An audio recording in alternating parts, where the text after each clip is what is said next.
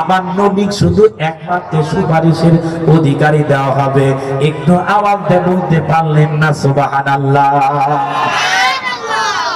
আল্লাহর বান্দারা ভালো করে শোনেন, কিয়ামতের ময়দান এমন একজন মানুষকে ফেরেশতারা হাতে এরপরে গলার মধ্যে রশি দিয়া দড়ি দিয়ে বাঁধা নিয়া জাহান্নামের দিকে যাচ্ছে, জাহান্নামের দিকে যাচ্ছে। আমার রাসূল দয়াল নবী মায়া নবী পাঁচ দিক থেকে ডাক শুরু করলেন, ফেরেশতা ও ফেরেশতা, আমার উম্মত গুলা কোথায় নিয়ে যাও, আমার উম্মত গুলা কোথায় নিয়ে যাও?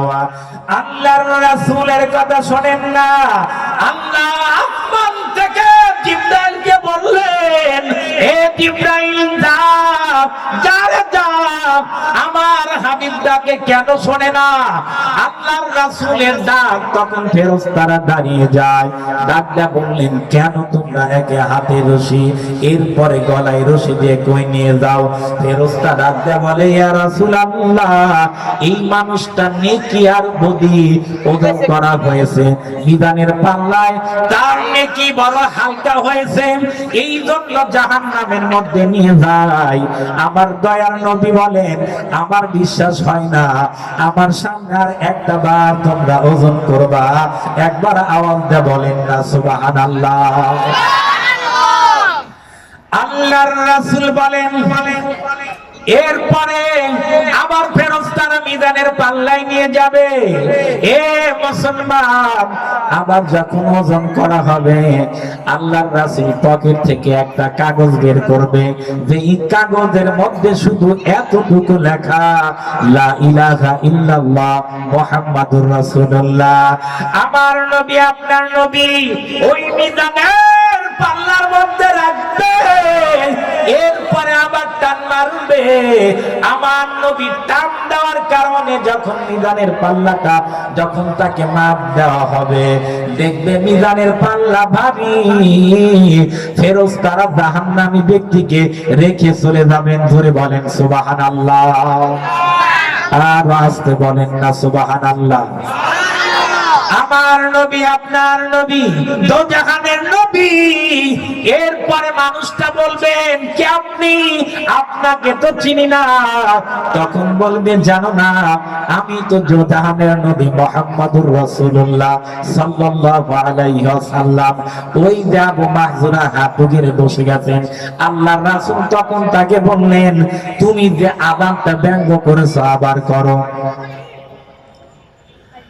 আল্লাহর রাসূল বলার পরে ডাক দা বললেন, নবী আমার, আমি তো শুনে শুনে বলেছি, আমার তো মুখস্থ নাই, বলতে পারি না। কেমন ভাগ্য ছিলেন তার! দেখেন, এরপরে আমার নবী তাকে শিখিয়ে দিলেন যে আমি বলি, আমার সঙ্গে সঙ্গে তুমিও বলো। আল্লাহর রাসূল তখন বললেন, আল্লাহু আকবার, আল্লাহু আকবার। আল্লাহু আকবার বলেন না? আল্লাহর রাসূল তখন তাকে আযান শিক্ষা দিলেন। সুবহানাল্লাহ বলেন। আল্লাহর রাসূল বলে, সেও বলে, আল্লাহু আকবার, আল্লাহু আকবার। আবু মাহজুরাও বলে, আল্লাহু আকবার, আল্লাহু আকবার। আপনারাও একটু বলেন না, আল্লাহু আকবার।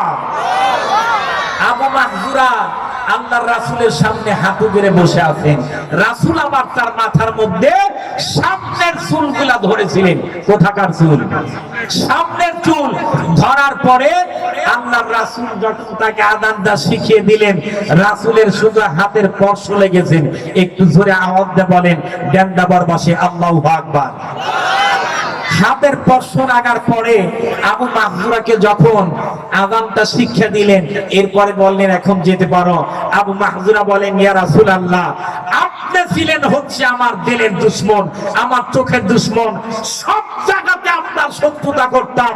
ও পয়গম্বর, আপনার হাতটা আমার মাথার লাগার পরে আমার কেমন জানি হয়ে গেলাম, আমাকে এখনই কালমা পড়ে মুসলমান বানায় দেন।